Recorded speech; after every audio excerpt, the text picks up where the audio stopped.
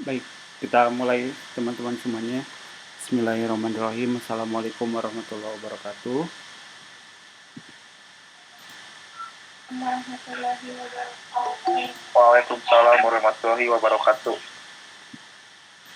Alhamdulillahirrahmanirrahim. Puji syukur alhamdulillah hari ini tepatnya di malam hari ini kita bisa hadir di perkuliahan ya, pertemuan pertama di semester ketiga ya. Mudah-mudahan dalam pelaksanaannya tidak ada halangan ya, dan bisa selalu memberikan materi sebagaimana mestinya. Baik teman-teman semuanya, di semester kali ini kebetulan saya diberi amanah untuk mengampu salah satu pelajaran mata pelajaran perkuliahan ya, yaitu rekayasa perangkat lunak.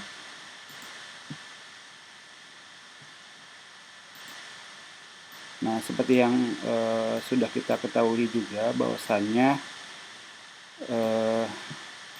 di dalam mata kuliah rekayasa perangkat lunak ada yang dinamakan dengan perangkat lunak.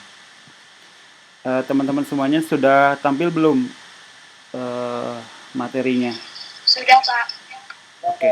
Sudah, Pak. Oke, lanjut ya.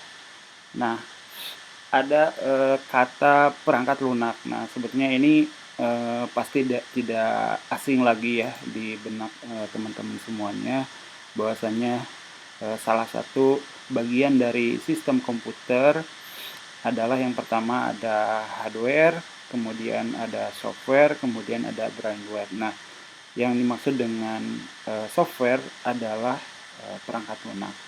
Namun di sini ada tambahan awalnya, yaitu rekayasa. Nah, kenapa sih penting ya perangkat lunak itu direkayasa? Seperti itu ya.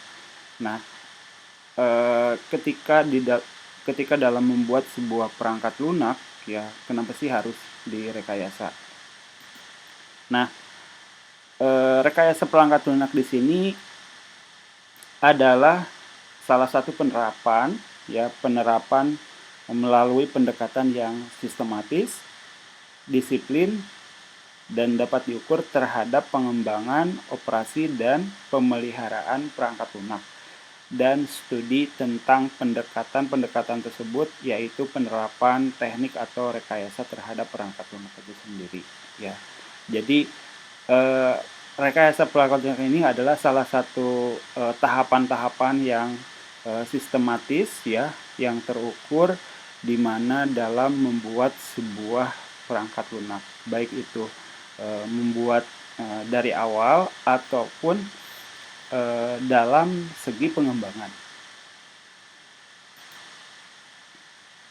Nah, perangkat lunak itu sendiri adalah salah satu program komputer. Yang tadi di awal saya sampaikan bahwasannya perangkat lunak ini adalah salah satu software gitu ya, perangkat komputer, program komputer yang di dalamnya ada prosedur-prosedur, aturan-aturan, dan dokumentasi yang berkaitan serta data yang berhubungan dengan operasi suatu sistem komputer ya. Jadi perangkat lunak itu adalah program, kemudian ada datanya, ada informasinya, kemudian ada dokumentasinya. Nah, adapun pendekatan dari rekayasa perangkat lunak atau RPL, pertama didasari karena adanya banyaknya berbagai teknologi ya. Karena banyaknya teknologi, kemudian maka perlulah adanya sebuah rekayasa perangkat lunak. Kemudian di dalamnya ada proses-proses juga, proses yang dilakukan dalam melakukan penerapan rekayasa perangkat lunak. Kemudian selanjutnya ada alat bantu yang dibutuhkan untuk membuat sebuah tahapan-tahapan di dalam proyek rekayasa proyek perangkat lunak.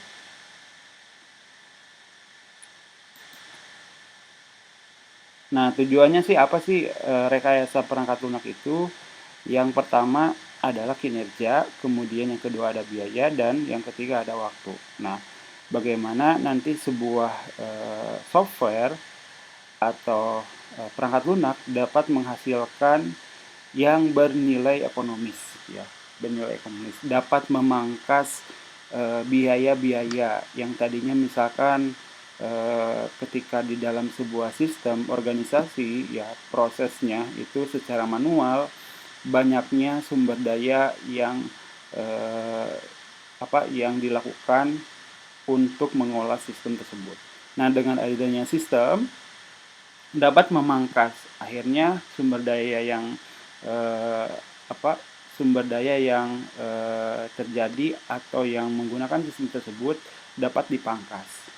Nah, sehingga ada nilai ekonomis, ya, dapat memangkas biaya-biaya. Yang tadinya misalkan di tempat parkir itu ada yang jaga, tempat parkir masuk itu ada yang jaga. Nah, kalau sekarang dengan adanya perangkat lunak, adanya sistem, maka kita sudah tidak menemukan lagi sumber daya atau orang penjaga di tempat parkir, gitu ya. Jadi tinggal menekan saja, sistemnya sudah disediakan, maka informasi tiket ataupun nomor parkir itu sudah difasilitasi secara otomatis. Kemudian yang berikutnya ada efisien terhadap memangkas birokrasi-birokrasi, kemudian yang tadinya harus dicatat. Nah, dengan adanya sistem itu sudah otomatis. Nah, kemudian yang berikutnya adalah handal-handal ini termasuk dalam kinerja juga, ya, ketika digunakan ya oleh si pengguna sistem. Nah, pertanyaannya kenapa sih harus direkayasa?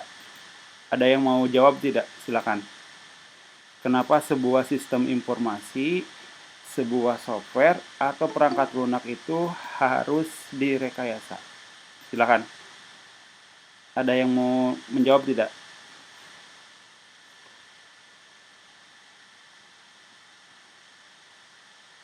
Yuk. Kenapa sih harus direkayasa si software itu atau program itu, kenapa sih harus rencanakan misalkan? Kita ketahui bahwa aplikasi misalkan program di handphone atau aplikasi yang ada di smartphone kita itu kan banyak versinya, ada yang versi 1, versi 2, versi 3,2, kemudian ada versi 5, adanya tahapan-tahapan pengembangan gitu ya. Dan terus versinya saya kira pasti akan dikembangkan. Nah, proses terjadinya aplikasi yang banyak versi itu, nah itu kan tahapannya adalah direkayasa dulu. Nah, pertanyaannya, kenapa aplikasi, ya, atau software atau perangkat lunak itu harus direkayasa? Silakan, ada yang menjawab tidak?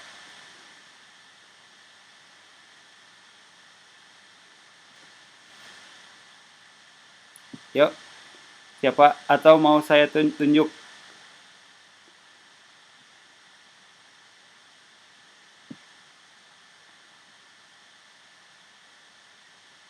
Ayo, ada yang menjawab tidak?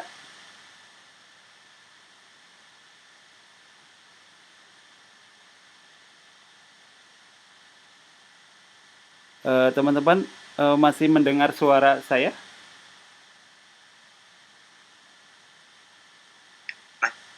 Masih ya? Oke. Oke. Siapa? Silakan, ada yang menjawab tidak? Kenapa sistem atau perangkat lunak perlu direkayasa? Sok, gak apa-apa, jangan takut. Untuk meningkatkan software yang sudah ada. Putri ya, untuk meningkatkan apa?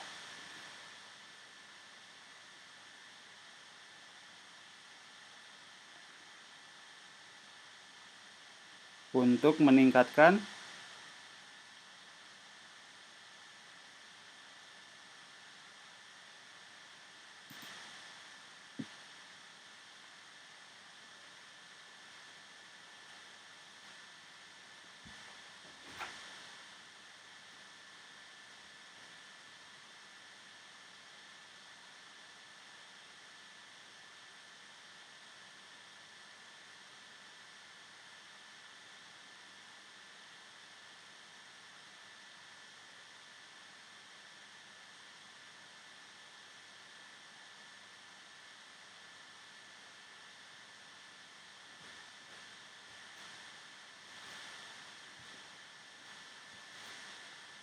Oke. Gimana Putri? Tadi kurang kedengaran, mohon maaf. Jaringannya tiba-tiba lost. Bisa diulang?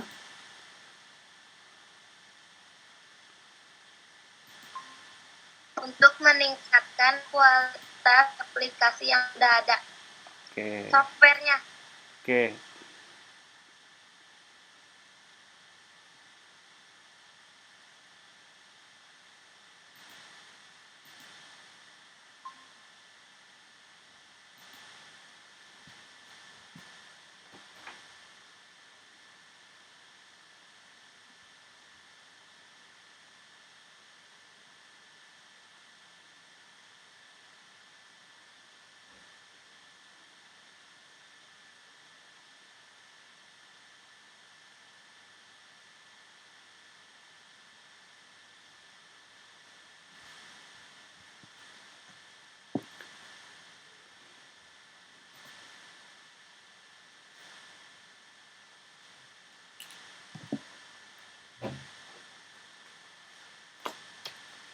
Sebentar ya.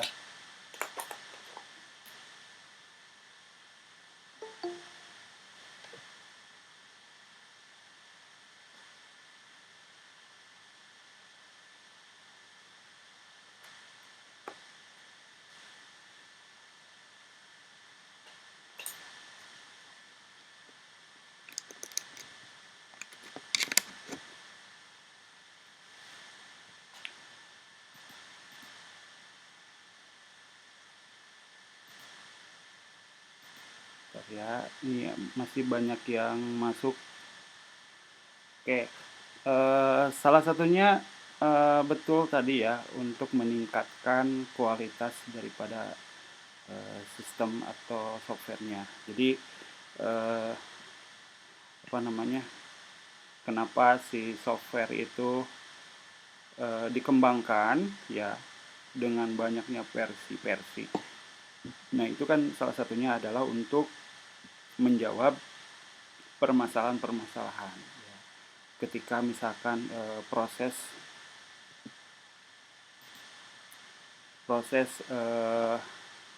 yang dilakukan oleh sistem atau aplikasi tersebut terbatas, maka perlu adanya pengembangan.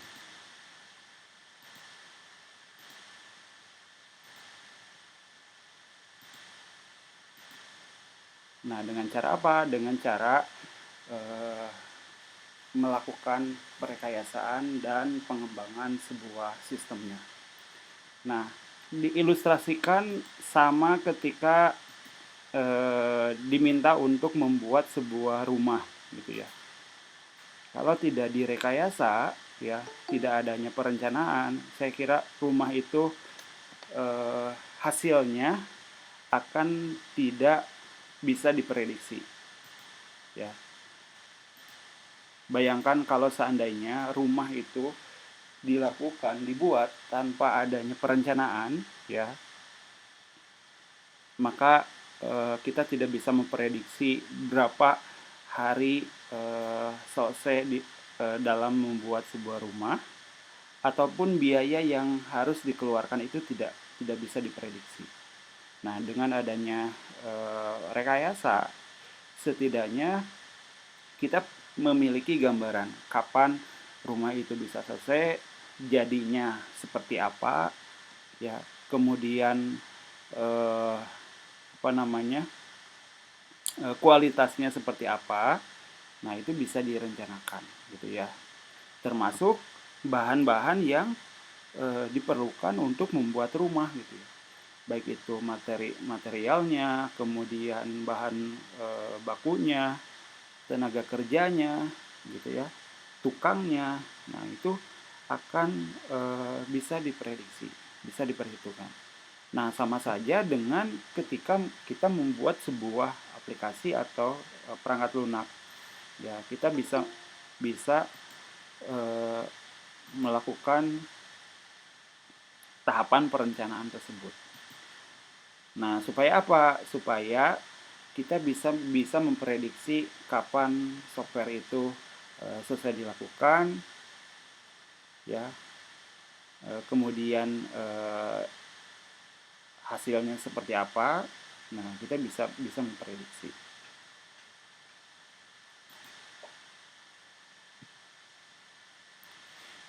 Nah, pertama, pengembangan si perangkat lunak tersebut juga tidak mungkin dapat dikerjakan oleh satu orang saja. Nah, makanya di sini perlu adanya perencanaan-perencanaan.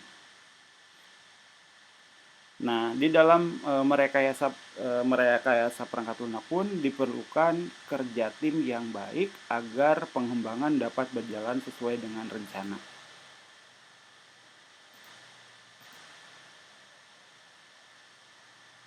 Nah, rekayasa perangkat lunak belum tentu diperlukan untuk pengembangan perangkat lunak skala kecil, namun sudah mulai diperlukan untuk pengembangan skala medium.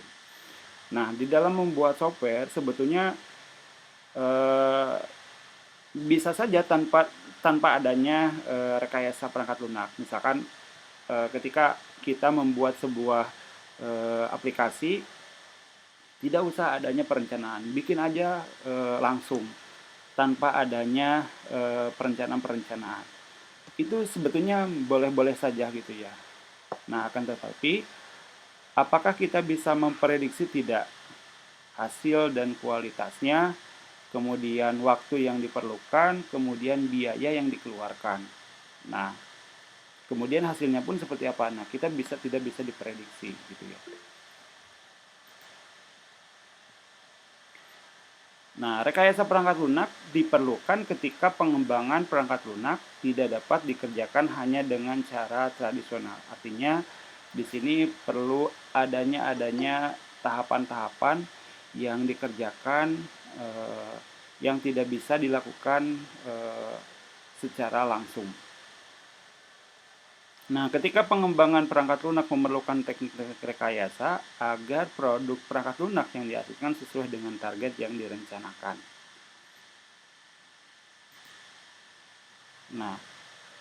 Nah, seperti tadi ya pertanyaannya, apakah mungkin ketika kita membuat sebuah aplikasi atau software tanpa adanya perencanaan? Sebetulnya bisa saja gitu ya, akan tetapi sesuai rencana atau tidak, nah itu yang harus diperhitungkan. Nah, di dalam membuat sebuah sistem yang besar gitu kan, yang skalanya besar gitu ya, yang skalanya medium sampai high. Nah, saya kira perencanaan ini sangat penting gitu ya. Jadi teman-teman nanti ketika diminta oleh sebuah perusahaan atau instansi, nah untuk membuat sebuah sistem ya yang menangani proses bisnis di perusahaan tersebut, maka sebaiknya lakukan tahapan-tahapan rekayasa perangkat lunak, di mana di sana ada perencanaan-perencanaan, kemudian bagaimana implementasinya, kemudian nanti diakhiri dengan dokumentasi. Nah, supaya apa? Supaya kita bisa merencanakan dan memberikan tahapan-tahapan hal yang diperlukan ya untuk diberitahu kepada si instansi tersebut agar si pihak instansi memiliki gambaran berapa uang yang harus dikeluarkan, kemudian berapa lama menunggu ketika sistem itu jadi, sampai dokumentasi yang dihasilkan.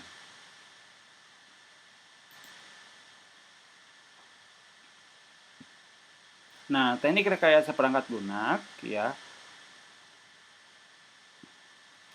diterapkan pada pengembangan perangkat lunak secara garis besar meliputi tahapan. Yang pertama, spesifikasi perangkat lunak.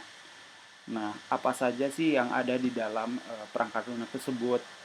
Fitur apa saja sih yang dibuat? Modul apa saja? Bisa memberikan layanan apa saja sih di dalam perangkat lunak tersebut? Nah, maka itu perlu diidentifikasi ya. Apa saja sih kebutuhan si pengguna perangkat lunak tersebut ya. Paling tidak bisa memberikan proses bantuan terhadap proses yang dilakukan secara tradisional, konvensional, dan diimplementasikan di dalam sistem. Yang kedua adalah pengembangan perangkat lunak. Nah, dengan adanya pengembangan dengan adanya implementasi di perangkat lunak software, maka proses bisnis yang secara konvensional tadi akan memberikan pengembangan-pengembangan. Sebagai contohnya misalkan di dalam proses pendaftaran perkuliahan misalkan atau pendaftaran konsumen ya. Nah, dulu sebelum sebelum misalkan adanya misalkan transaksi pembayaran peserta, nah itu dilakukan secara dikirim melalui email misalkan atau melalui WhatsApp. Nah, maka nanti untuk pengembangan berikutnya, pengembangan ajuan-ajuannya, usulan-usulannya nanti akan diterapkan di dalam perangkat lunak itu sendiri. Jadi bukti pembayaran, kemudian bukti transaksi itu dilakukan di perangkat lunak itu sendiri ya, tanpa di luar misalkan biasanya dikirim ke email. Nah, kalau ini dikirimkan melalui sistem tersebut. Kemudian validasi perangkat lunak. Nah, ini terkait dengan benar tidak proses yang dilakukan secara konvensional itu, yang manual itu sesuai dengan tahapan-tahapan yang ada di dalam perangkat lunak. Nah, berikutnya adalah evolusi. Nah, evolusi ini terkait dengan bagaimana sih tantangan ke depan ya, 2 tahun, 3 tahun atau 10 tahun ke depan perangkat lunak ini harus bisa menjawab permasalahan-permasalahan yang mungkin akan terjadi gitu ya. Jadi perangkat lunak harus bisa menjawab ke depan apa saja sih yang kira-kira yang akan menjadi kendala. Nah, di perangkat lunak yang nanti kita buat itu harus bisa menjawab permasalahan tersebut. Nah, itu terkait dengan evolusi perangkat lunak. Nah, di dalam cakupan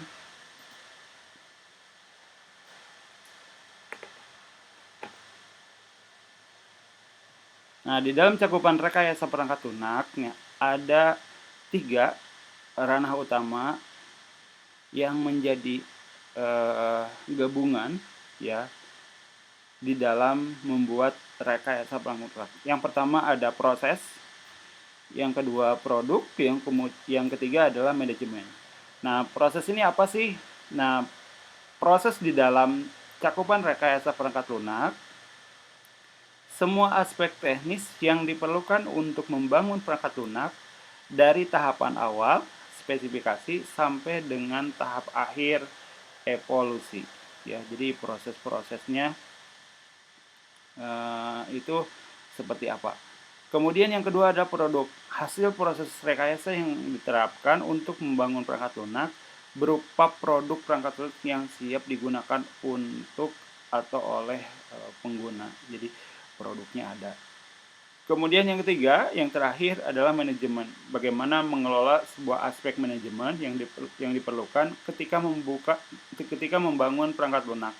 Nah, biasanya ini bentuk proyek perangkat lunak yang terdiri dari manajemen biaya, waktu, orang, dan resiko. Jadi ketiga cakupan indikatornya ada 3. Yang pertama adalah proses tahapan-tahapan dalam melaksanakan rekayasa perangkat lunak. Kemudian produk, ada produknya, ada softwarenya. Yang ketiga adalah ada manajemennya, di mana di sana ada manajemen biaya, kemudian waktu, orang, resiko, ya. Di mana nanti di tahap manajemen ini akan saling berkaitan satu sama lain. Contohnya antara biaya dengan orang. Nah, ketika orang yang terlibat di dalam rekayasa perangkat lunak ini dalam jumlah banyak, maka nanti biayanya akan dikeluarkan itu semakin banyak. Tetapi waktu akan sedikit berkurang. Karena apa? Karena SDM orang yang terlibat di dalam rekayasa tersebut sangat banyak. Nah, begitu juga kalau misalkan orang yang terlibat di dalam rekayasa perangkat lunak ini sedikit, maka biayanya akan panjang, kemudian waktunya juga biayanya akan sedikit, kemudian waktunya saya kira akan panjang karena SDM-nya sedikit. Begitu pula dengan resiko-resiko. Jadi resikonya ada juga, resikonya misalkan biayanya lebih mahal, waktunya lebih panjang, yaitu resiko dari segi manajemennya. Dan yang terakhir adalah dokumentasi. Nah, dokumentasi ini penting, teman-teman. Jadi setelah kita membuat sebuah perangkat lunak, software atau program, nah sebetulnya itu tahapannya belum selesai kalau belum didokumentasi. Nah, dokumentasi di dalam rekayasa perangkat lunak itu seperti apa? Nah, dokumentasi di sini tidak hanya produknya saja yang dihasilkan, akan tetapi dokumentasi di dalam tahapan-tahapan membuat rekayasa perangkat lunak ini seperti apa. Jadi didokumentasikan. Contoh dokumentasi di sini misalkan diawali dengan tadi perencanaan kemudian nanti ada pengumpulan data. Pengumpulan data itu tahapannya apa saja? Yang pertama misalkan ada wawancara, kemudian ada survei, kemudian ada studi literatur, kemudian pengumpulan dokumen. Nah, itu kan perlu didokumentasikan. Misalkan kalau wawancara, pertanyaannya apa saja sih yang ditanyakan kepada konsumen, kepada pengguna si software ini supaya bisa sesuai ya dan bisa diimplementasikan di dalam software ini. Nanti daftar pertanyaannya, daftar wawancaranya itu dimasukkan. Kemudian pengumpulan dokumen yang dikumpulkan itu apa saja sih? Contoh misalkan dokumen pendaftaran, dokumen slip gaji, kemudian struk, kemudian data karyawan, kemudian ada data konsumen, maka itu dikumpulkan. Ya, data dikumpulkan. Kemudian contoh lagi misalkan ada angket-angket gitu ya, ada kuesioner. Nah, maka itu juga akan bisa dijadikan dokumentasi. Nah, baru setelah data atau informasi itu terkumpul, tahapan berikutnya bagaimana dari data yang dikumpulkan tersebut dianalisis. Nah, dianalisis setiap dokumen-dokumen. Nah, hasil analisis itu didokumentasikan lagi. Nah, setelah didapatkan hasil analisis, maka tahapan berikutnya misalkan adanya perancangan-perancangan. Nah, pertama ada perancangan data, perancangan sistem, perancangan interface. Ya, misalkan pertama tadi ada perancangan sistem. Di dalam perancangan sistem nanti akan dibuat menggunakan metodologi apa. Nah, maka itu didokumentasikan. Kemudian ada perancangan data. Kira-kira data yang dibutuhkan untuk membuat perangkat lunak tersebut ada berapa puluh data. Misalkan mulai dari data karyawan 1, kemudian ada data konsumen 2, kemudian ada data kehadiran 3, kemudian ada data banyak lagi. Itu data tersebut itu dirancang sesuai dengan hasil analisis. Nah, baru setelah didapatkan perancangan datanya, perancangan sistemnya, maka tahapan berikutnya adalah implementasi.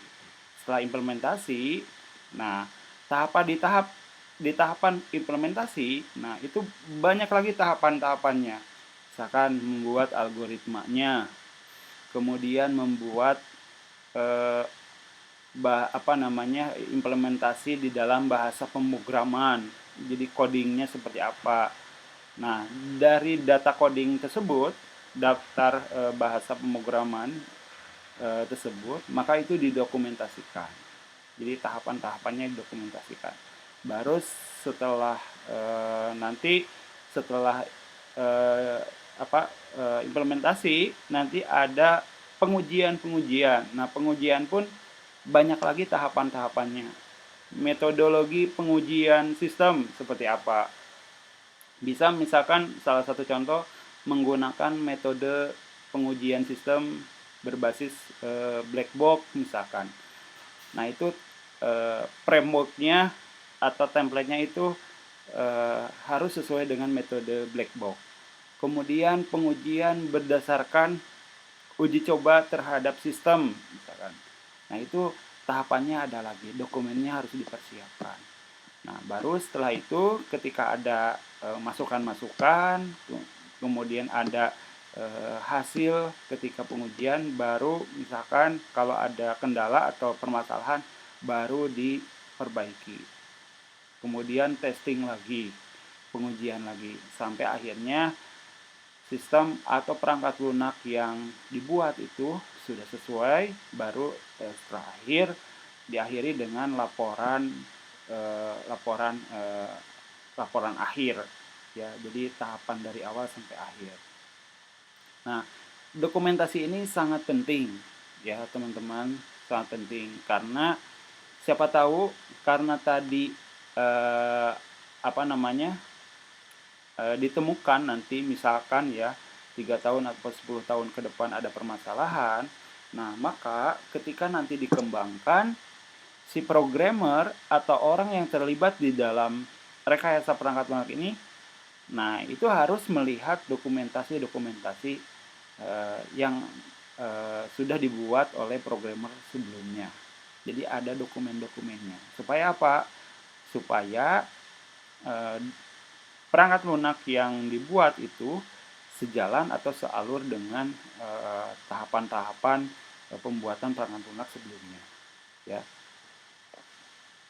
Jadi intinya perangkat lunak itu tidak akan selesai ya meskipun sudah digunakan ya. Jadi kemungkinan nanti ke depan adanya pengembangan sesuai dengan kondisi dan keadaan pada waktu itu. Nah, salah satu rujukannya yang bisa kita lihat adalah dengan melihat dokumentasi gitu ya, di dokumentasi. Nah ini sangat penting sekali dokumentasi. Jadi intinya dokumentasi itu bukan hanya foto saja gitu ya, di foto sedang membuat programnya atau perangkat lunaknya, atau misalkan daftar list programnya di screenshot, bukan hanya itu, tapi tahapan-tahapannya dari awal gitu. Seperti itu. Itulah teman-teman dasar fundamental dari rekayasa perangkat lunak. Ya, intinya rekayasa perangkat lunak ini adalah bagaimana kita melakukan perencanaan-perencanaan yang dilakukan oleh tim atau orang yang terlibat di dalam rekayasa perangkat lunak ini sebelum diimplementasikan gitu ya ke dalam bentuk program atau perangkat lunak yang sesungguhnya, supaya perangkat lunak yang kita buat ya itu sesuai dengan keinginan, sesuai dengan harapan ya, implementasi yang dilakukan sesuai dengan yang dibutuhkan oleh si pengguna sistem atau pengguna perangkat lunak siapapun lah, apakah itu di instansi ataupun misalkan nanti diperlukan oleh si perusahaan ataupun lembaga-lembaga yang lainnya ya, seperti itu. Teman-teman semuanya, sampai sini dulu. Ada yang mau ditanyakan tidak terkait dengan rekayasa perangkat lunak?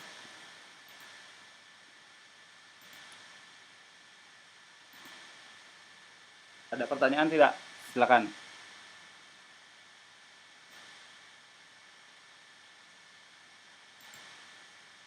Masih mendengar suara teman-teman? Masih Pak. Oke. Ada pertanyaan nggak? Silakan sebelum dilanjutkan. Atau misalkan pernah menemukan sesuatu hal di dalam sebuah software atau program atau aplikasi ya, baik itu di komputer, laptop, ataupun misalkan di aplikasi di smartphone misalkan. Silakan. Ada pertanyaan?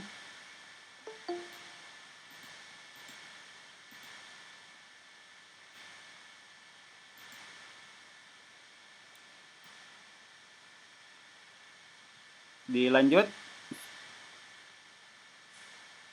sudah paham?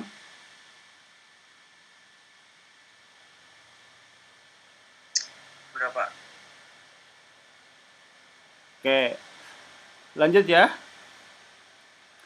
Oke teman-teman, Oke Pak.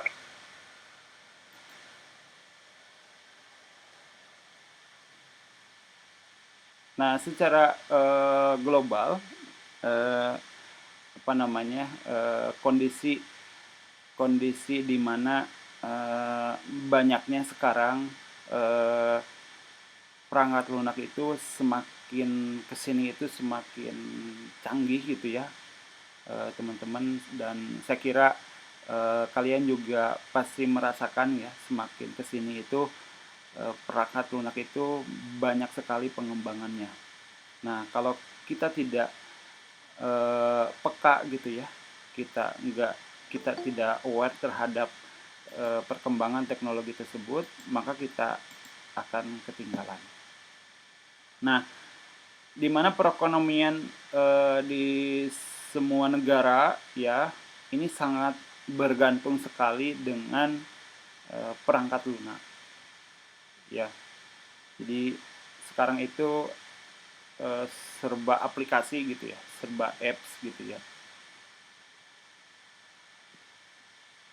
Nah, kita ketahui kan kemarin semenjak adanya pandemi COVID-19 gitu ya, orang itu lebih peka terhadap perangkat lunak ya dengan teknologi-teknologi dan yang lainnya gitu ya.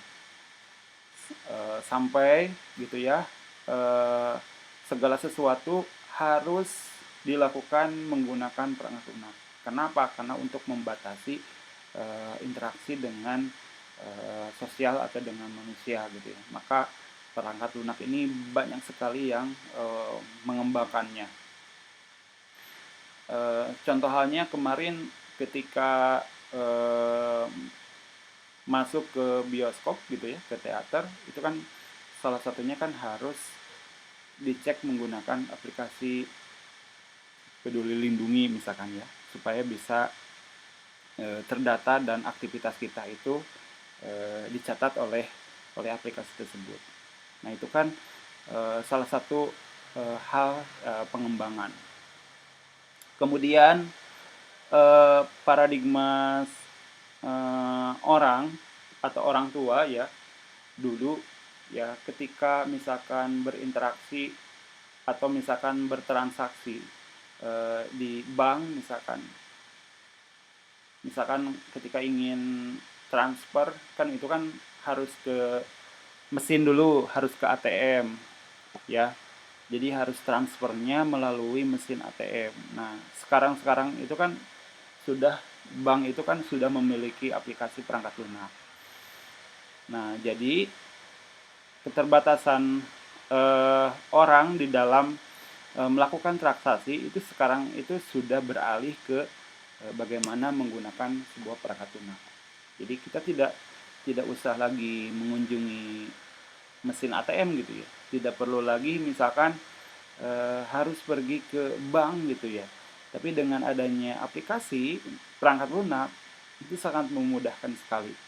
Cukup di rumah aja misalkan kita bisa melakukan transfer ya dengan cara hitungan detik gitu ya. Nah, kemudian semakin banyak sistem yang dikendalikan oleh perangkat lunak ya. Jadi banyak sekali contohnya misalkan di pemerintahan ya, sistem-sistem itu bisa terintegrasikan dengan perangkat lunak ya. Contoh misalkan ketika kita menerima bansos misalkan ya, nah itu kan datanya itu kan bisa tahu NIK-nya itu dari mana. Nah itu kan adanya sistem yang dikendalikan oleh perangkat lunak, itu bisa diintegrasikan. Jadi, nah semua serba perangkat lunak. Nah perangkat lunak ini teman-teman tidak hanya yang ada di smartphone kita gitu ya,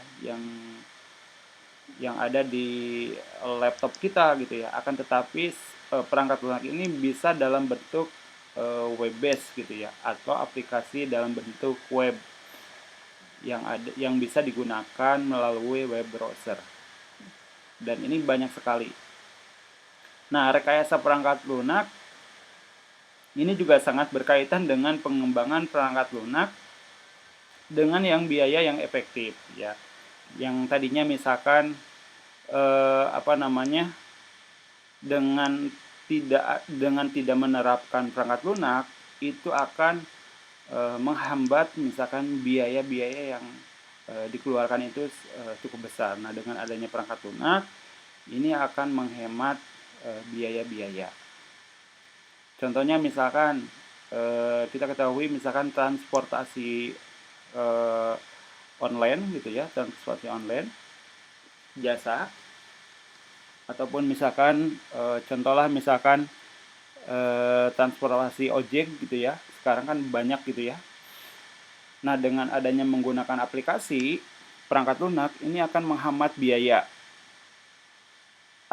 biayanya sangat efektif gitu ya. Yang tadinya misalkan harus bepergian berapa kilo harus ditempuh dengan 2 kali naik angkutan umum. Nah, dengan adanya transportasi ojek online misalkan, nah ini kan akan menghambat biaya. Ya, nah ini sangat efektif sekali. Nah, biaya perangkat lunak lebih banyak digunakan untuk pemeliharaan perangkat lunak daripada untuk pengembangannya dari awal. Jadi, kalau kita sudah memiliki perangkat lunak, artinya biaya yang diperlukan itu hanya untuk pemeliharaan saja. Nah, pemeliharaannya ini dalam bentuk apa? Dengan bentuk misalkan yang tadinya misalkan space penyimpanan datanya itu hanya misalkan menggunakan 1 giga misalkan. Nah, pemeliharaannya gimana? Nah, pemeliharaannya dengan cara menambah size kapasitas dari penyimpanannya misalkan, atau misalkan bandwidth-nya misalkan di upgrade misalkan. Nah, itu dengan cara pemeliharaan.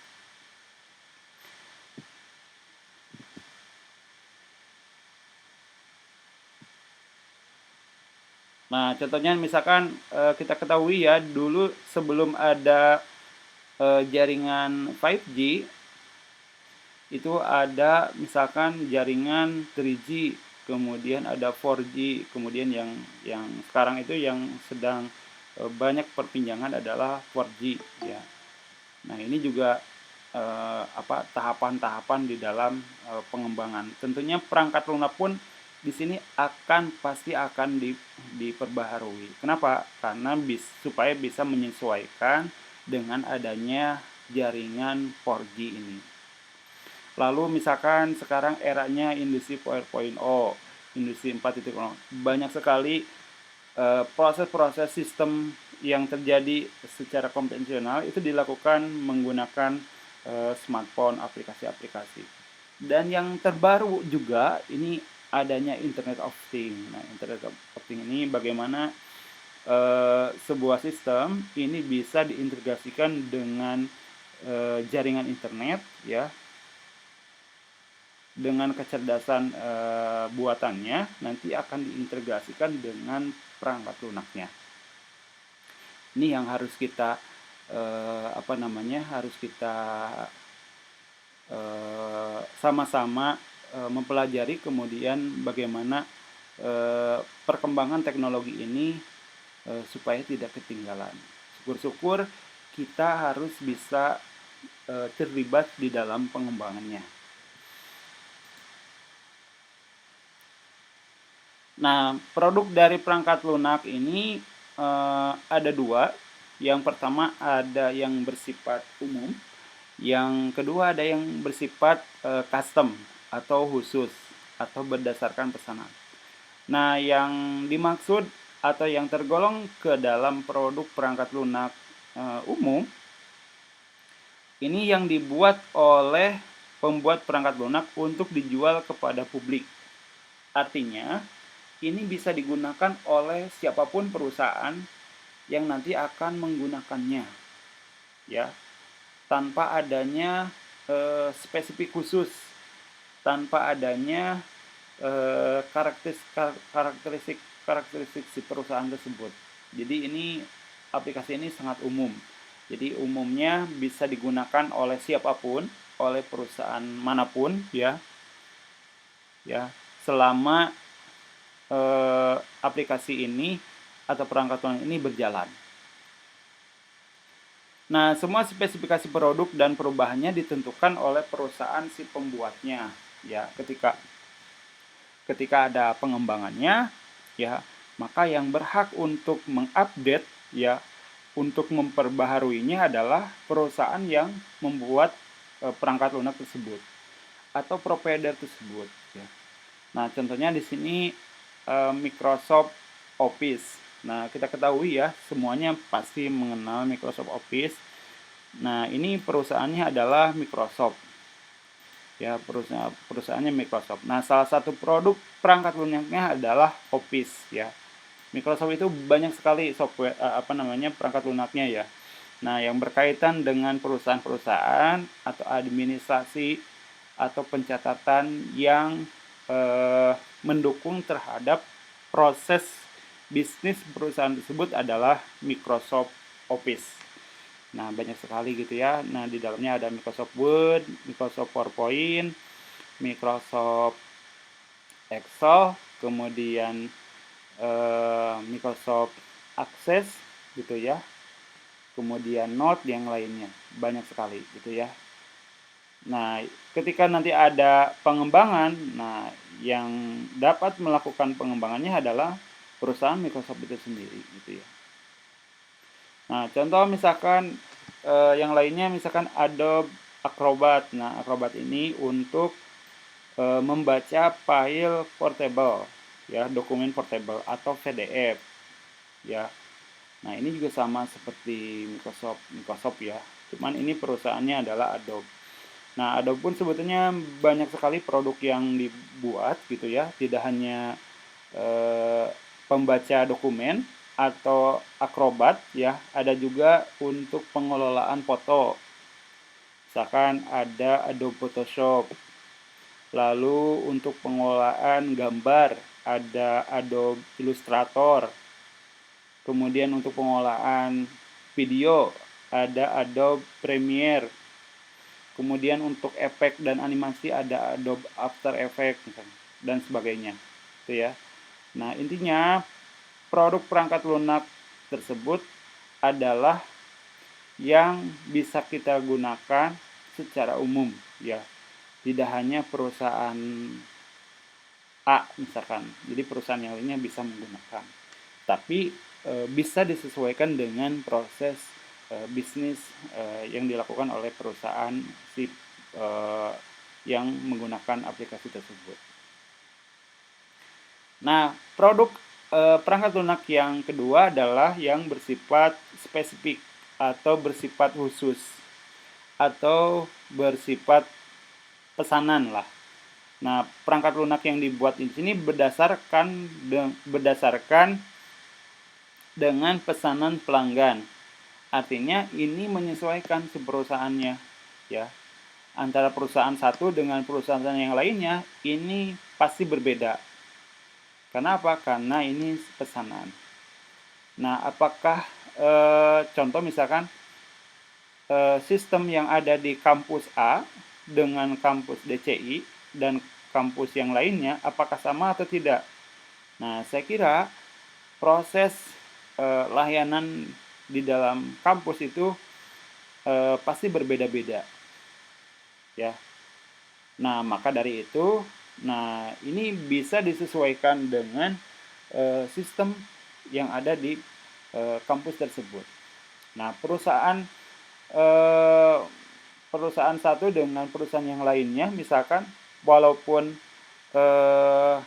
jenis perusahaannya sama, misalkan kategorinya penjualan atau misalkan toko, nah, saya kira pasti proses bisnisnya akan berbeda, gitu ya. Nah, maka ini perlu disesuaikan supaya sesuai dengan keinginannya gitu. Contoh misalkan di dalam sebuah toko A misalkan penjualan menggunakan fitur layanan member. Nah, di perusahaan B, di tempat atau toko penjualan B itu tidak memfasilitasi member. Nah, maka ini harus ada spesifik, harus khusus. Nah, maka ini bisa dibuat perangkat lunaknya berdasarkan pesanan. Nah, semua spesifik produk dan perubahannya itu ditentukan berdasarkan permintaan dari pelanggan. Ya, misalkan ada tambahan-tambahan atau fitur-fitur, maka nah itu ya bisa dilakukan ya karena sesuai pesanan tadi. Jadi intinya softwarenya atau perangkat lunaknya itu bisa di custom, bisa berdasarkan pesanan. Ya, contohnya tadi misalkan sistem akademi kampus, kemudian ada sistem penjualan dan lain-lainnya. Gitu ya. Nah, di dalam perencanaan rekayasa perangkat lunak, nah biasanya ini di pesanan khusus ini yang paling penting gitu ya. Karena ini ada keterlibatan dengan si pengguna secara spesifik, secara khusus ya. Jadi memang harus betul-betul memperhatikan proses bisnis atau proses layanan yang ada di perusahaan atau yang ada di pelanggan ya yang akan menggunakan perangkat lunak tersebut harus betul-betul sesuai. Nah, biasanya RPL ini sangat ditekankan dalam membuat produk perangkat lunak itu yang bersifat khusus supaya ketercapaian dari perangkat lunak itu sesuai dengan keinginan dan si pengguna si perangkat lunak tersebut. Nah, atribut di dalam perangkat lunak yang pertama ada maintainability ya. Perangkat lunak ini harus dibuat sedemikian rupa sehingga usaha untuk mengubahnya menjadi lebih mudah. Nah, kita garis bawahi ya, di sini ada lebih mudah. Ya, bagaimana caranya? Nanti ketika membuat sebuah perangkat lunak itu harus bisa harus bisa dibuatnya harus menjadi lebih mudah.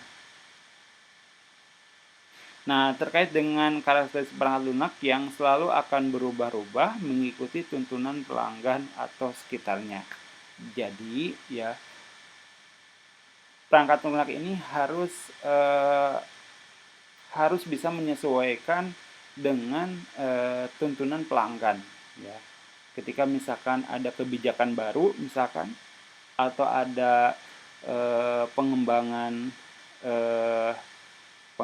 usaha misalkan ya, maka sistem atau perangkat lunak tersebut harus bisa menjawab hal tersebut.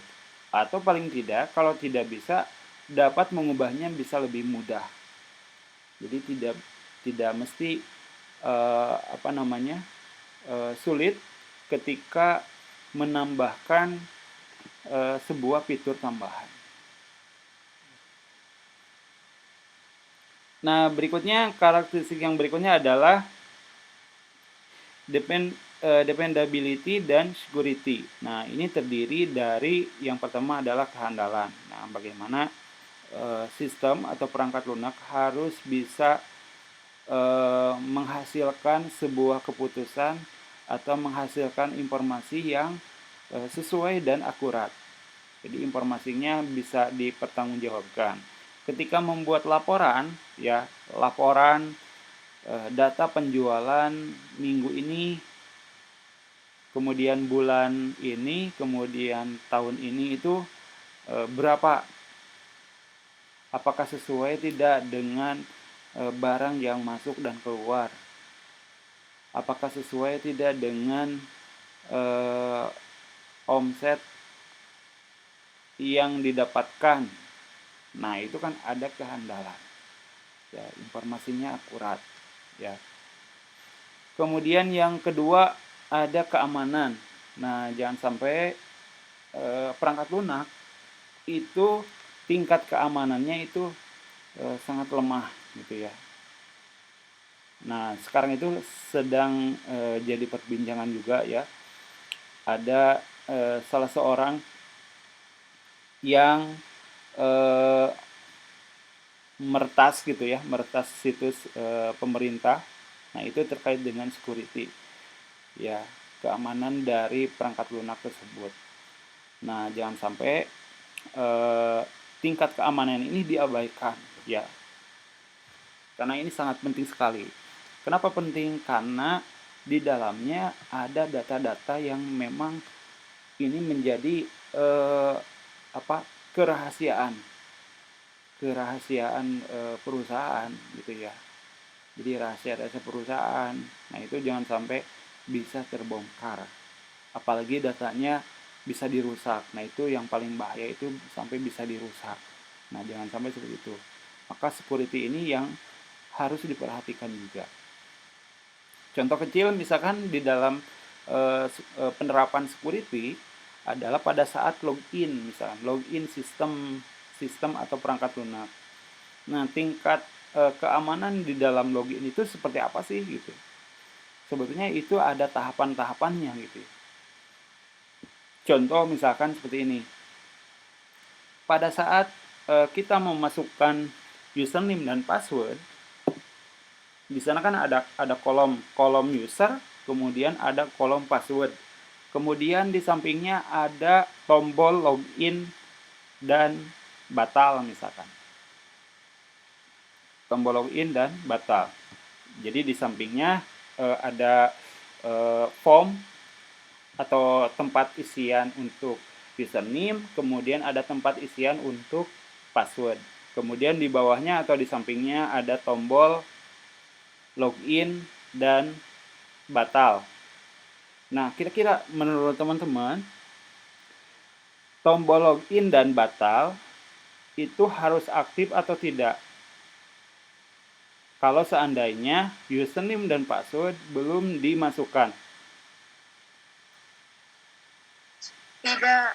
Tidak kan? Nah, kebanyakan itu ada juga yang uh, username dan password belum dimasukkan, akan tetapi tombol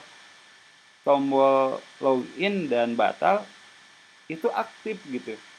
Padahal kan kita tidak perlu menekan tombol login sebelum mengisikan username dan password.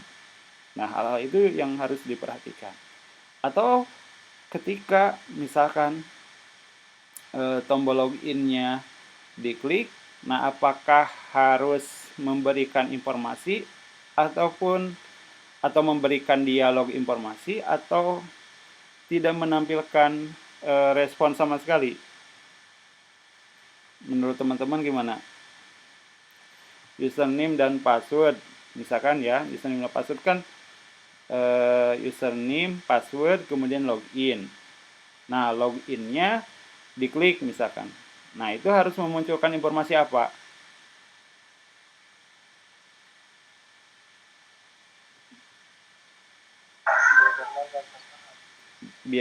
Biasanya seperti ini. Biasanya kan kalau kita mengisikan username dan password, kemudian diklik login. Nah, kalau seandainya salah, maka kan biasanya ya username atau password tidak match gitu ya. Atau ada yang salah. Gitu ya informasinya. Username dimasukkan, kemudian password dimasukkan, tapi salah satunya username atau password itu disalahkan. Maka informasi yang didapatkan ketika menekan tombol login adalah username dan password tidak match atau salah misalkan ya. Nah, sementara ini kasusnya username dan passwordnya tidak diisi, tapi tombol loginnya diklik. Nah, itu sebaiknya menampilkan informasi apa? Harus memasukkan username atau password. Atau misalkan, nah username dan password belum isi misalkan. Nah, hal semacam itulah ya. Nah, itu terkait dengan keamanan. Nah, selebihnya sekarang itu ada yang menambahkan, ini bagus juga ya, ada yang menambahkan kode CAPTCHA.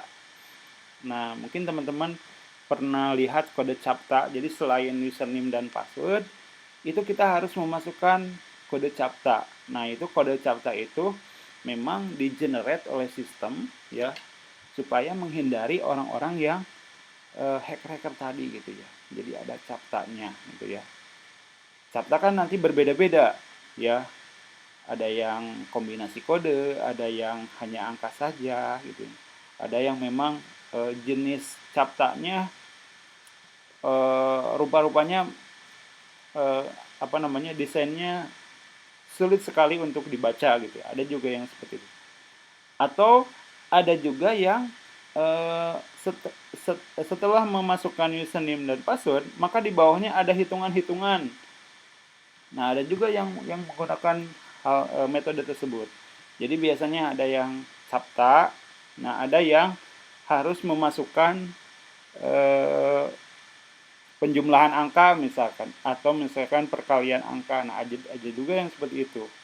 Ya, itu juga nanti akan menyulitkan ketika orang yang iseng-iseng untuk masuk ke perangkat lunak tersebut. Itu keamanan, salah satu bentuk keamanan juga gitu ya.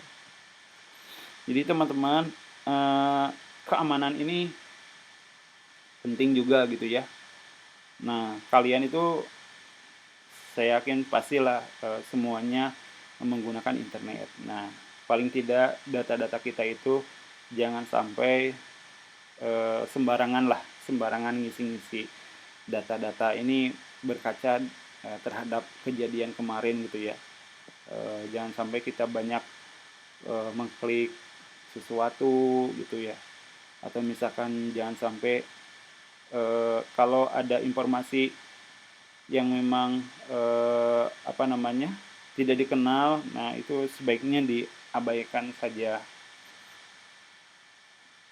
Kemudian banyak juga ada yang meminta email gitu ya, sering juga gitu ya, memasukkan email dulu sebelum apa. Nah, itu hati-hatilah gitu ya. Nah, kalau bisa, kalau memang mendesak, emailnya bikin yang dummy gitu ya. Jadi email yang diperuntukkan untuk hal-hal semacam itu. Nah, biasanya kalau saya itu punya email khusus gitu ya, email khusus yang digunakan untuk hal-hal semacam itu gitu ya. Kalau mau download dokumen biasanya harus memasukkan email dulu. Nah, biasanya saya emailnya bukan email pribadi gitu, tapi email yang diperuntukkan untuk hal seperti itu. Namanya pun ya ngasal gitu, informasinya ngasal, yang penting bisa digunakan lah gitu ya. Nah, sebaiknya seperti itu ya. Jadi apa namanya, ya harus hati-hati juga lah. Oke, dilanjutkan ya. Ini tadi terkait dengan keamanan ya, ini keamanan. Kemudian yang ketiga adalah safety ya.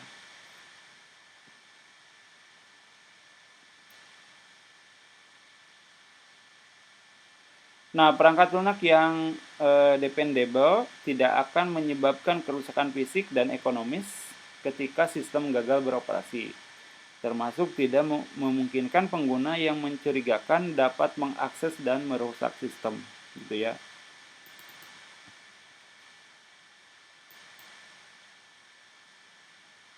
Nah, berikutnya efisien. Nah, efisien ini terdiri dari yang pertama ada responsif gitu ya.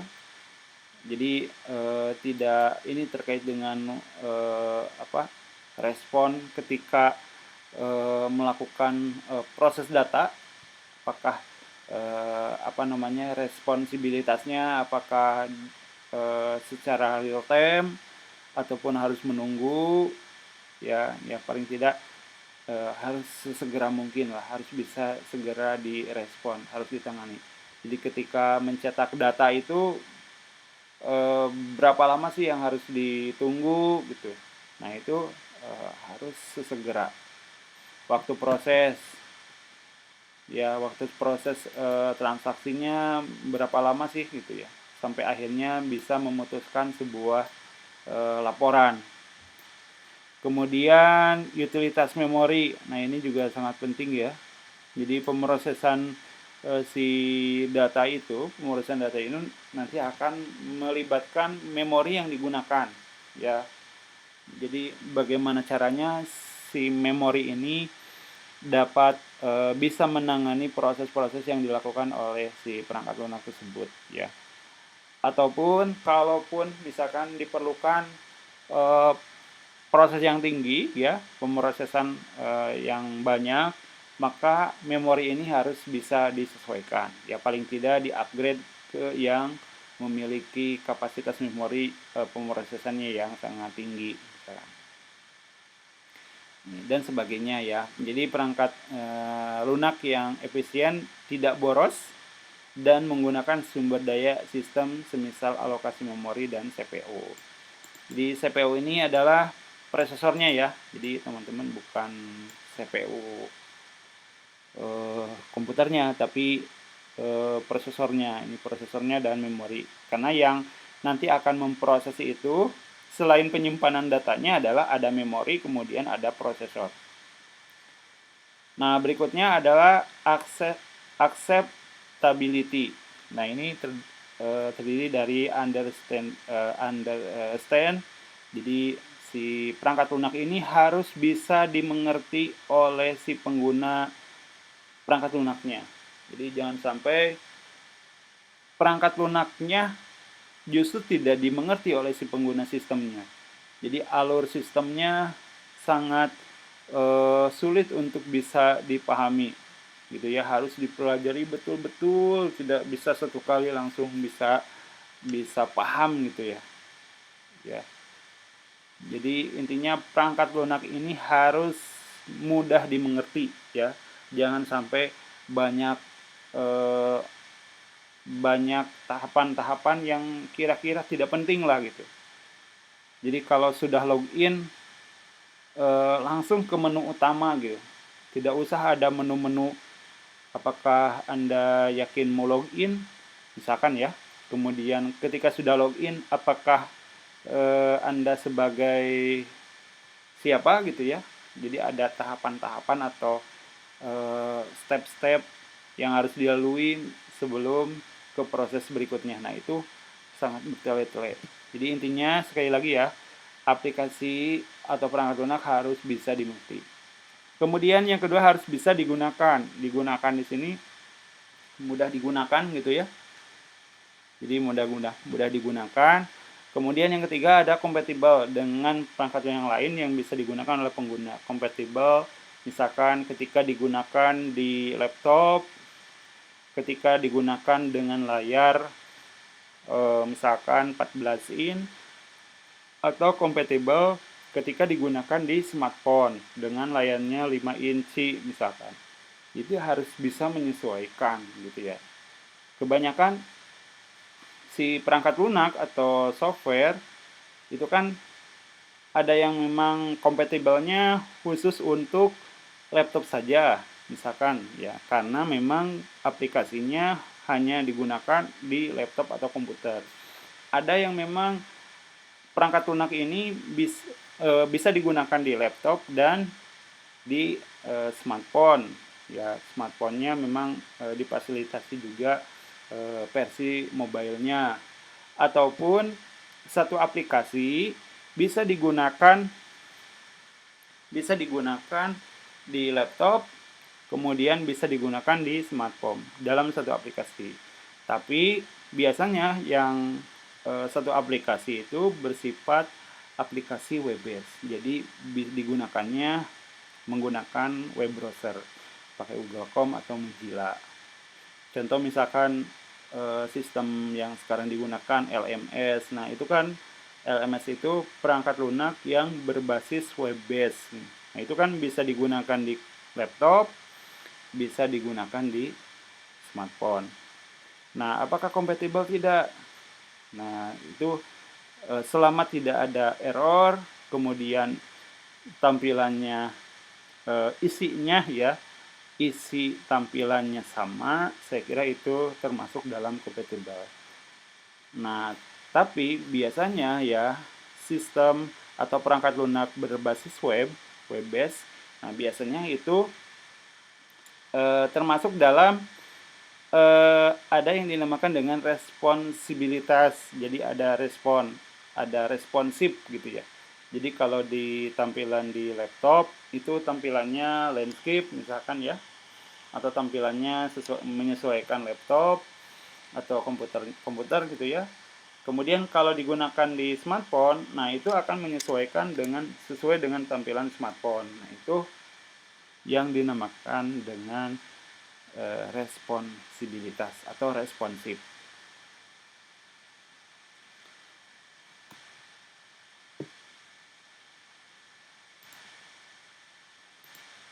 Nah, proses perangkat lunak ya.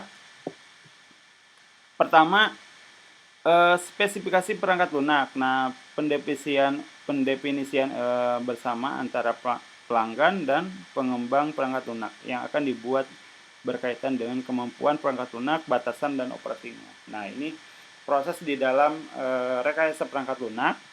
Nah, ini spesifikasi perangkat lunak. Nah, kapan spesifikasi perangkat lunak ini dilakukan?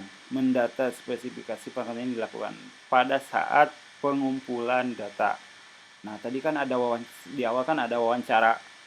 Jadi sebelum membuat perangkat lunak itu sesuai dengan sistem kenyataannya, ya salah satunya dengan cara wawancara gitu. Apa saja sih yang terjadi di sistem manualnya, konvensionalnya, ada apa saja sih layanannya, apa saja. Nah, itu termasuk ke dalam spesifikasi.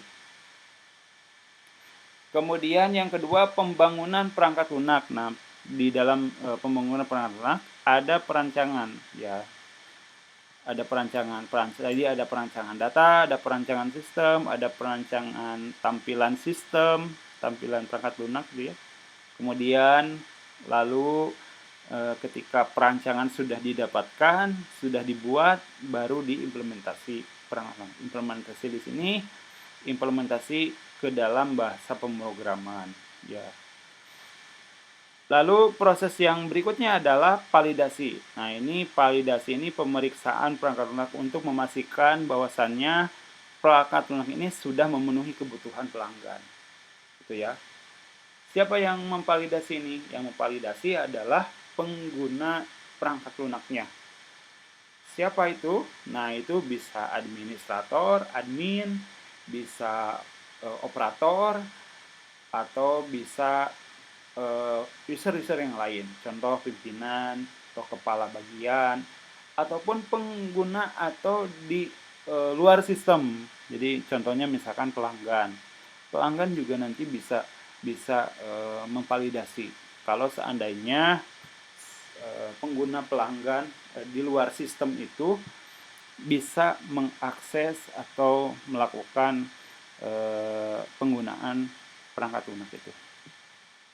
Kemudian proses yang terakhir adalah evolusi. Nah, perubahan perangkat lunak untuk mengikuti tuntunan perubahan dari pelanggan maupun tuntunan perubahan dari lingkungan sekitar tempat perangkat lunak itu dioperasikan.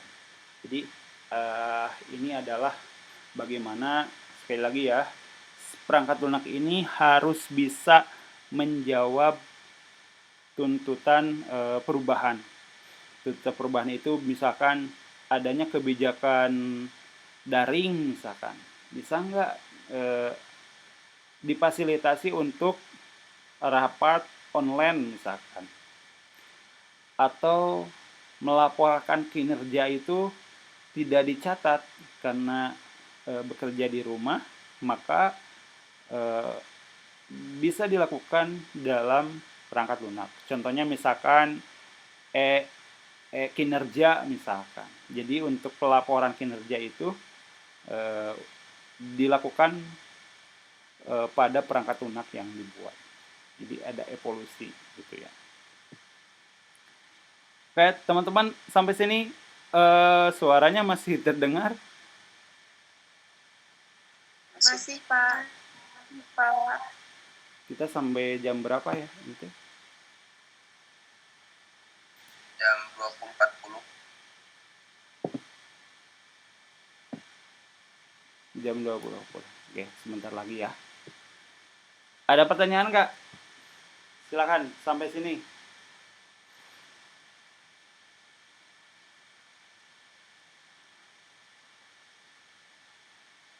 Ada pertanyaan?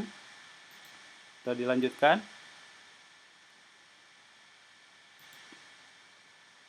Ada?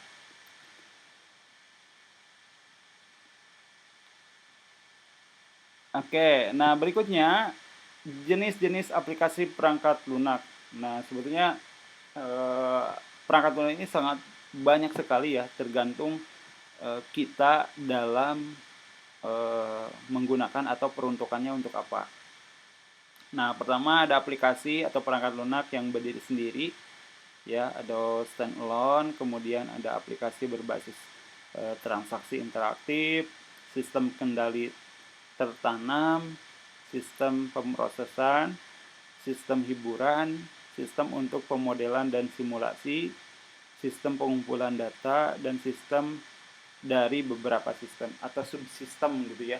Jadi sistem dari beberapa sistem ini subsistem. Contohnya adalah sistem informasi akademik misalkan ya, SIAK kampus. Nah, di dalamnya kan ada pendaftaran, ada perwalian, ada nilai, kemudian ada laporan gitu ya, laporan-laporan. Nah, itu sistem dari beberapa sistem ya. Jadi SIAK di dalamnya ada beberapa sistem-sistem gitu.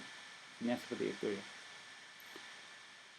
Nah, ini silakanlah nanti saya kira teman-teman juga pasti bisa mengetahui ya. Ini pengumpulan data, pemodelan, jadi pemodelan dan simulasi. Jadi sebelum dilakukan, contoh misalkan kalau pemodelan simulasi ini penting dilakukan pada saat pembelajaran misalkan kimia. Kimia kan misalkan mencampurkan bahan-bahan, kira-kira ini hasilnya bakal seperti apa sih kalau kalau apa namanya kalau dicampurkan. Nah, itu bisa aja nanti disimulasikan dulu sebelum diimplementasikan. Contoh misalkan di komputer itu ada apa, kalau di jaringan komputer itu ada simulasi jaringan. Jadi sebelum membuat jaringan yang asli ya di ruangan ataupun di perusahaan, kita bisa bikin simulasi dulu ya, sebagai tahapan-tahapan perencanaannya. Itu termasuk dalam sistem atau aplikasi simulasi.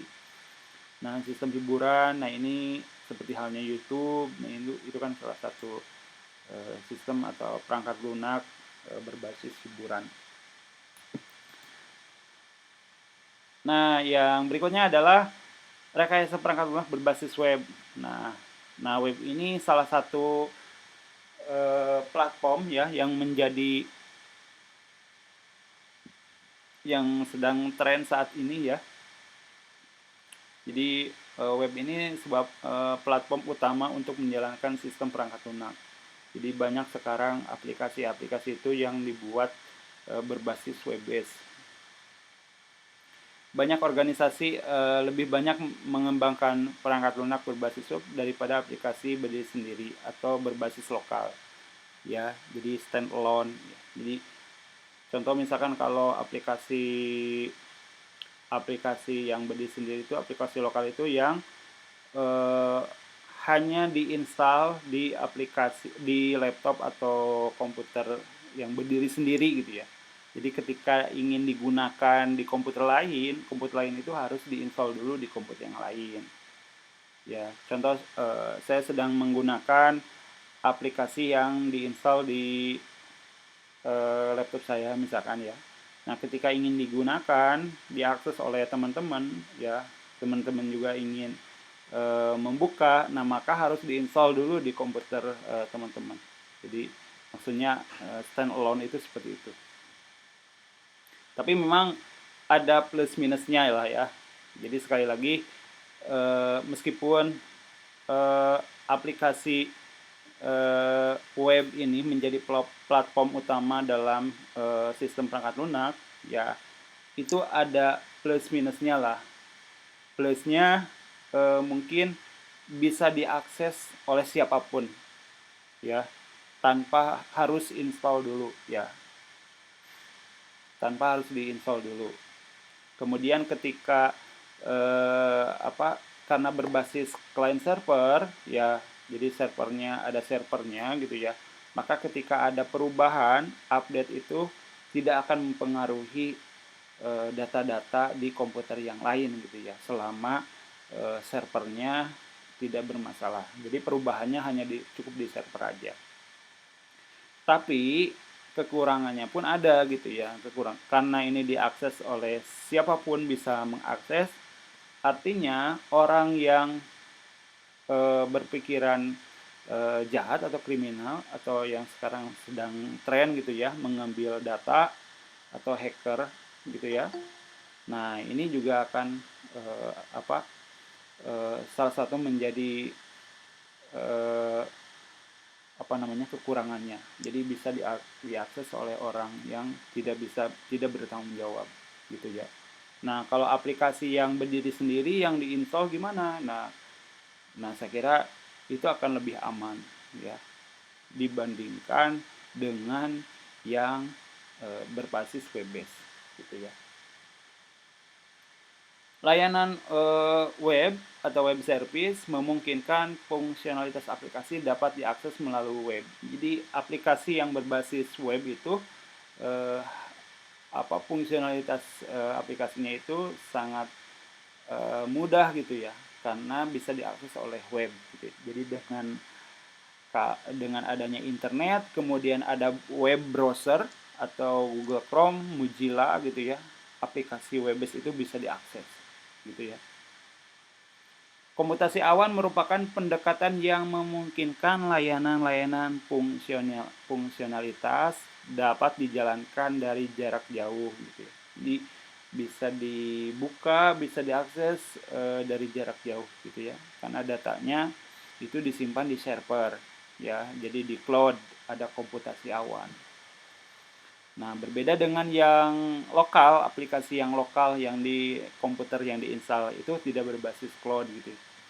Meskipun bisa aja di-cloud-kan gitu ya, akan tetapi saya kira kalau diaksesnya hanya di komputer itu saja, nah itu cukup dengan penyimpanan datanya di lokal saja supaya lebih aman.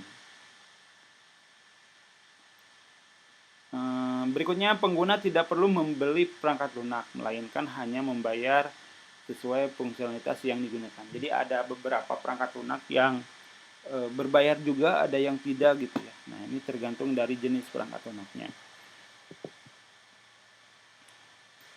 Seperti itu ya. Nah, teman-teman, itu yang bisa disampaikan ya terkait dengan rekayasa perangkat lunak, konsep dasar rekayasa perangkat lunak, dan rekayasa perangkat lunak yang secara profesional.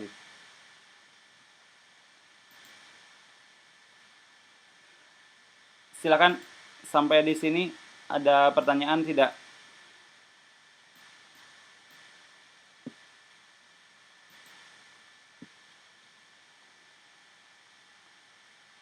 Itu Pak yang terakhir ini Pak, yang antara yang berbayar atau yang tidak itu Pak, contohnya itu kan seperti apa gitu Pak? Oke, siapa barusan tuh? Lubabul Umam. Oke, terkait dengan aplikasi yang berbayar dan yang tidak, nah itu banyak juga aplikasi yang web based gitu ya. Contoh saya tampilkan ya. Bentar, saya tampilkan salah satu contoh aplikasi yang berbayar. Contohnya aplikasi web based.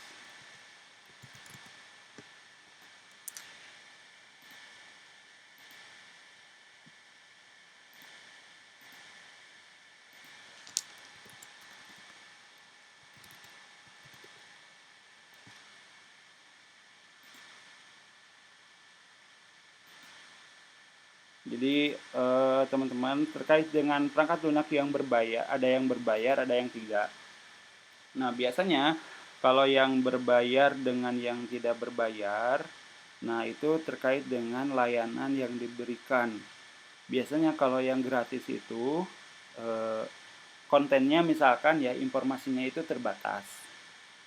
Nah, kalau yang berbayar itu semua konten bisa diakses gitu ya. Bedanya seperti itu. Contoh misalkan kalau di situs perangkat lunak hiburan misalkan di YouTube gitu ya. YouTube kan ada yang premium, ada yang free gitu ya. Ya, jadi ada yang YouTube premium, ada yang free. Nah, YouTube yang premium, nah biasanya itu tidak ada iklan misalkan ya. Jadi konten-konten bisa diakses tanpa ada juga iklan. Nah, kemudian di situs-situs yang lain eh Canva, teman-teman sering mendengar ini nggak, Canva? Canva Canva situs penyedia desain. Itu kan ada yang gratis, ada yang berbayar.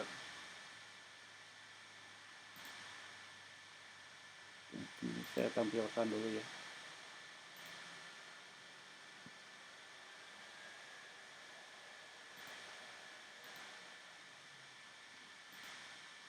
Nah, ini nih, teman-teman, ada yang gratis, ada yang berbayar. Tuh ya. Nah, ini bisa dilihat dari fiturnya, ada yang fitur apa? Free gitu ya, ada yang harga free, kemudian ada yang harga pro, kemudian ada khusus untuk pengembang, kemudian ada khusus untuk apa ini? Khusus untuk pendidikan dan yang lain-lainnya. Kemudian yang apa? Yang situs ini, situs penyedia jasa conference misalkan Zoom, itu kan ada yang gratis, ada yang berbayar. Nah, kalau yang gratis biasanya kapasitas waktu dalam penggunaan itu terbatas. Nah, kalau yang bayar, nah itu bisa disesuaikan, gitu ya. Termasuk dengan audiennya mau berapa ratus, itu sesuaikan dengan yang jenis fitur harganya. Gitu ya. Terkait dengan situs atau perangkat lunak yang berbayar dan yang gratis. Seperti itu. Siapa tadi teh? Lupa.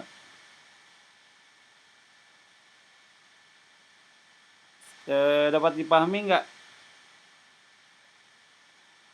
Lubabul umam. Bener ya tadi? Udah, Pak.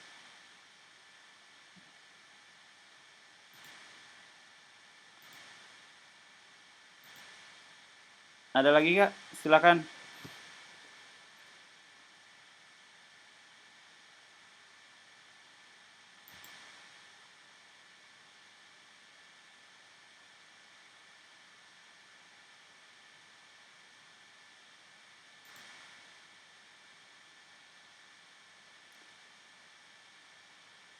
Cukup? Teman-teman silakan. Ada pertanyaan?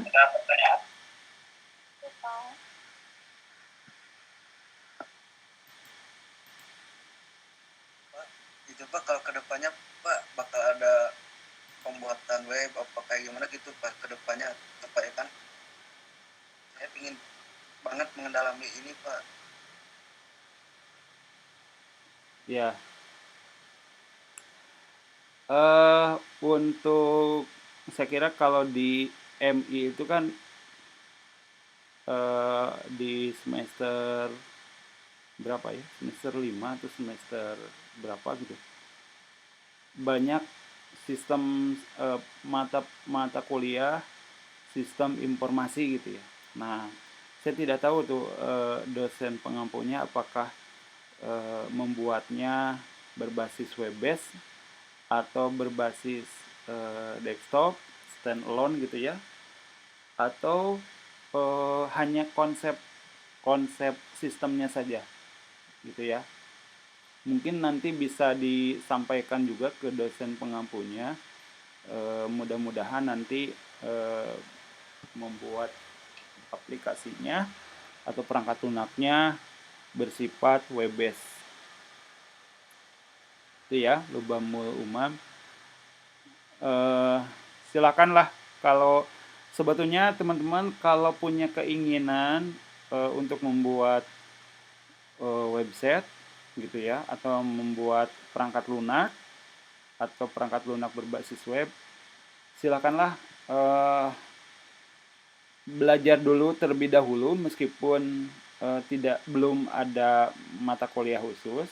Nah, kalau misalkan terkendala misalkan ya, terkendala sudah mentok gitu ya, tidak bisa diselesaikan, ada kendala, silakan nanti hubungi dosen gitu ya. Jangan nunggu instruksi dosen gitu ya. Ada tugas membuat sistem website, sistem apapun lah gitu ya. Jangan nunggu itu ya. Silakanlah inisiatif aja dulu, bikin, kemudian ketika nanti ada kendala sampaikanlah ke dosen gitu ya.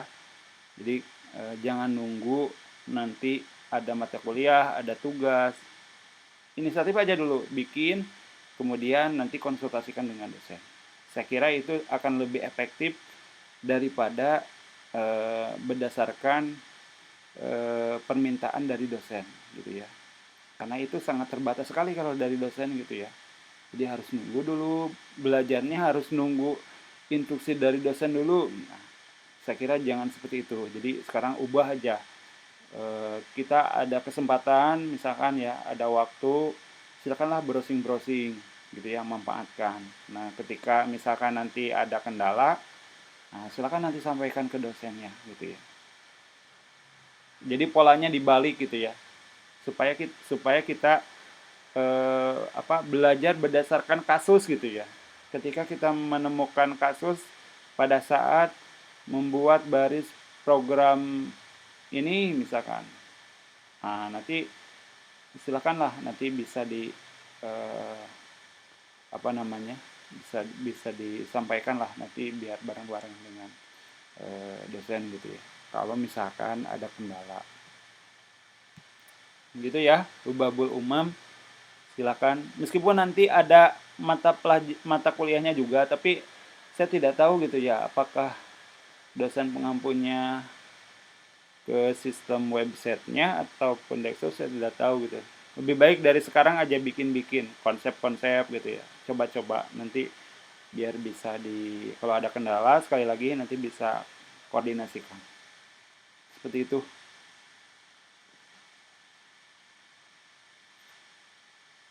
Terima kasih Pak. Oke, begitu ya. Bagus, Lubamul Uman. Yang lainnya juga sama ya. Silakan. Jadi teman-teman jangan sampai kita hanya memenuhi daftar absen saja gitu ya. Jadi kita keluar dari pendidikan, selesai pendidikan ini, wisuda ini, kita harus memiliki kompetensi gitu ya. Tentunya kompetensi di bidang informatika ya, di bidang komputer gitu. Nah, salah satunya bisa memahami, kompeten dalam membuat perangkat lunak. Seperti itu. Itu ya. Jangan jangan hanya memenuhi tugas saja gitu ya, tapi harus punya keahlian gitu ya. Meskipun kita terbatas, tapi teman-teman buktikanlah gitu ya, bahwa lulusan dari magang ini tidak kalah bersaing dengan yang di reguler gitu ya. Justru yang kelas magang ini banyak positifnya kalau menurut saya gitu ya. Ya, di samping kita belajar kemandirian, di samping kita belajar kepemimpinan gitu ya, kemudian disiplin, kemudian mandiri gitu ya, kemudian apa namanya, mentalitas itu kan secara tidak langsung kita dibangun gitu ya di program magang ini. Apalagi dengan ruang lingkup perusahaan gitu ya, dengan ruang lingkup industri, kita punya pengalaman gitu ya. Setidaknya nanti ketika kita terjun di perusahaan lain, di apa, di industri yang lain, kita tidak mulai dari nol, kita sudah punya pengalaman dibandingkan dengan kelas yang reguler gitu ya. Dan ini bisa menjadi kesempatan gitu ya. Nah, oleh karena itu, meskipun keterbatasan waktu, sekali lagi teman-teman mohon bisa dimanfaatkan ya, agar kita keluar ini ada apanya gitu ya. Jadi bukan hanya ijazah saja gitu ya, tapi kita punya kemampuan juga gitu ya. Seperti itu. Toh kalau yang di kita jangan punya anggapan juga kita kan tidak punya waktu gitu ya. Justru yang reguler pun ada juga yang memang malas gitu ya. Jadi apa namanya, belajarnya di akhir-akhir gitu. Nah, kalian kan punya waktunya, banyak waktu, tapi kan dilakukan untuk kerja gitu ya. Lain lagi gitu ya. Seperti itu ya. Jadi bagaimana caranya? Kesabaran lah, kesabaran kita dalam belajar memperbaharui, mengupgrade keilmuan kita, kompetensi kita supaya kita memiliki tidak hanya apa namanya, tidak hanya pengalaman gitu ya, tapi yang terpenting adalah kemampuan kita gitu ya, kemampuan dalam informatika seperti itu.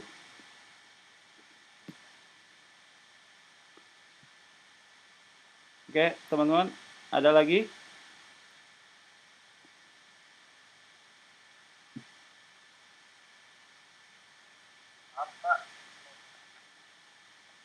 Sidik, silakan. Untuk absensi Pak masih belum. Oke, absensi setelah ini dibuka ya. Absensi ya. Kurang kedengaran. Absensi bukan? Ya Pak ya. Absensi sudah disiapkan. Setelah ini dibuka, saya buka. Cukup? Ada lagi yang mau didiskusikan?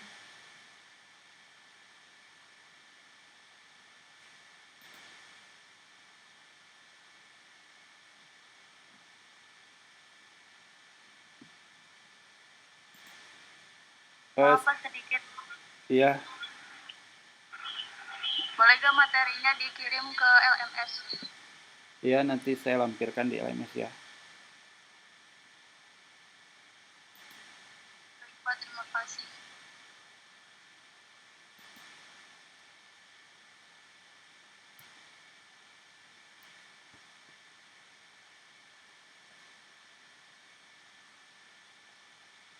Cukup ya? Cukup?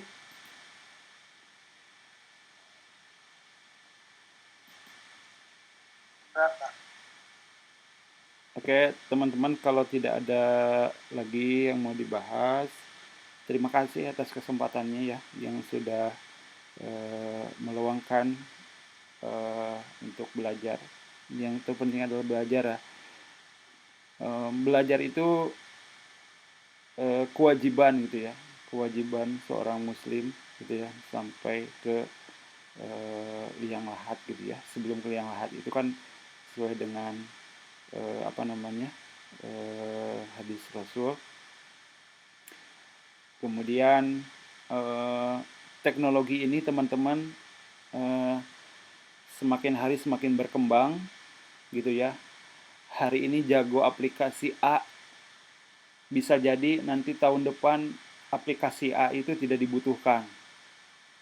Hari ini jago aplikasi versi 1, bisa jadi nanti aplikasi versi 1 itu tidak digunakan lagi tahun depan. Ya, hari ini jago aplikasi A ya, bisa jadi besok besok atau lusanya itu tidak digunakan lagi. Artinya apa teman-teman? Perkembangan teknologi sangat canggih gitu ya. Aplikasi itu tiap hari dikembangkan versi 1, versi 2, versi 3 dan selanjutnya. Itu harus dipelajari gitu ya. Tidak hanya mahasiswa, dosen pun ya harus mempelajari gitu ya. Karena kan teknologinya baru gitu. Nah, artinya apa?